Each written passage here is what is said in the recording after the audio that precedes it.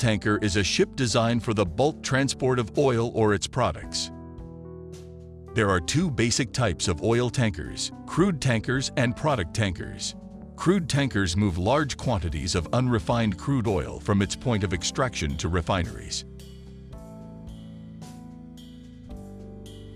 Product tankers, generally much smaller, are designed to move refined products from refineries to points near consuming markets. The size classes range from inland or coastal tankers to the ultra-large crude carriers. In this video, we are focusing on an ultra-large crude tanker. Let's take a closer look at the main parts of this vessel. Pipeline systems are used to load and discharge oil, water, gas, and many other purposes. There is a helicopter landing pad. Cranes are used for transporting heavy equipment on and off the ship. Mast risers are connected to the cargo tanks below. They are designed to release pressure that builds up inside the cargo tanks during the loading or unloading of oil. The accommodation area is where the crew members stay, eat, and sleep. This is the control room. Emergency escape boats are used for the crew members to escape in life-threatening situations.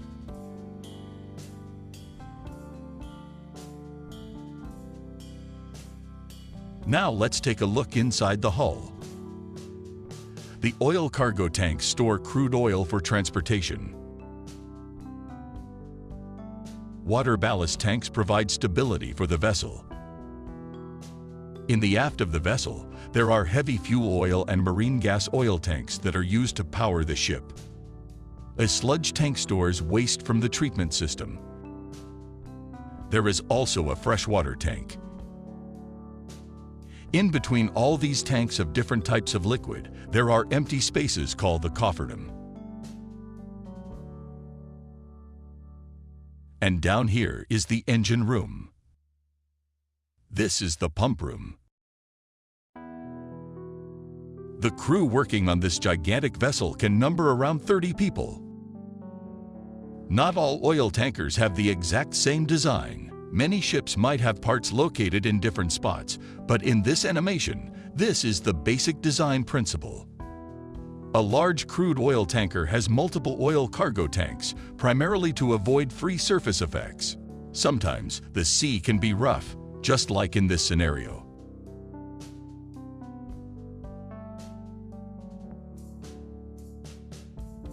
If an oil tanker has only one giant tank to carry oil cargo, it will face free surface effect. When the liquid inside a tank moves from side to side, it generates forces that impact the side of the hull.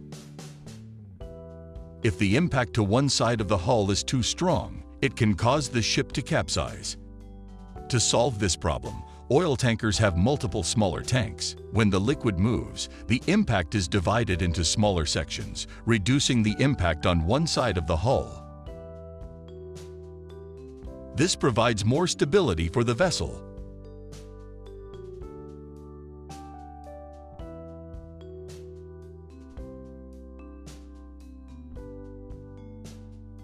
All oil tankers with a length above 120 meters are required to be double-hulled. The double hull is designed to protect the oil cargo tanks from external damages. In a single-hulled ship, if the hull is shredded or cracked by any external impacts, it can result in oil leakage into the ocean, endangering marine life and polluting the environment. The space between the hull and oil cargo tanks are used as water ballast tanks.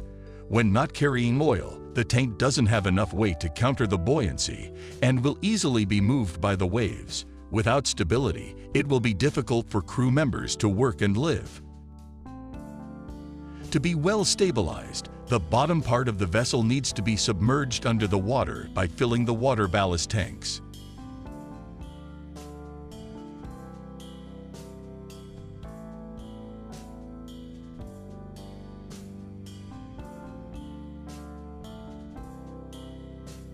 When oil is loaded, the ballast tank will discharge its water back to the sea to keep the ship from being too heavily loaded. All ships are required to have a water treatment system.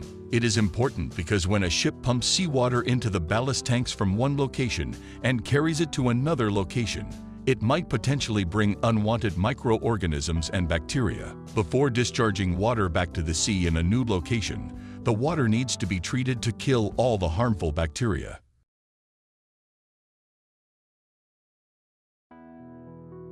Cofferdom. It is a space which is used to separate different liquid tanks of different types. When two tanks of different liquid types share the same wall, and if there is a crack or leak, two types of liquid will end up spilled out and mixing with each other. That's why with the cofferdom separating two tanks apart, it creates a space for fixing the leak without contaminating the other tank. Let's take a look at how oil is loaded into the cargo tanks. When loading oil, weight distribution is very important to consider. If weight distribution is uneven, it can result in an unwanted accident. For example, if there is too much weight on one side, the vessel will lose its balance. To avoid this accident, oil has to be loaded evenly each time. There is a jumble of pipes here, so let's simplify it and focus on the oil loading pipes only. This pipeline is used to load and discharge oil in and out of the cargo tank. This part is called a manifold, and oil enters here. A pump is used to push the oil through a bell mouth, where the oil comes out into the tanks from the bottom to the top. For example, in this model, there are 15 oil cargo tanks. The first pipeline will load oil into these 5 tanks to ensure that the weight is evenly distributed. The second pipe will load oil into these 5 tanks, and the third pipe will load oil into the last 5 tanks. 3 sections represented by 3 different colors for easy view in this animation.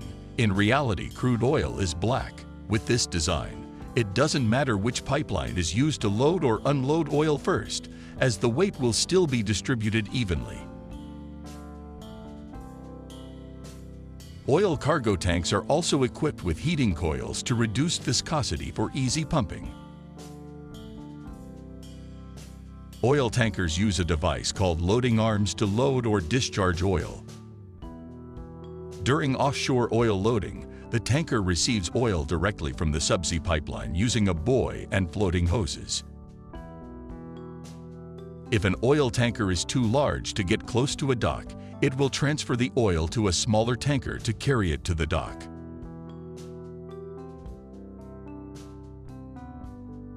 Thank you for watching. If you find this interesting, subscribe to my channel. My name is Lucius, and I'll see you in the next video.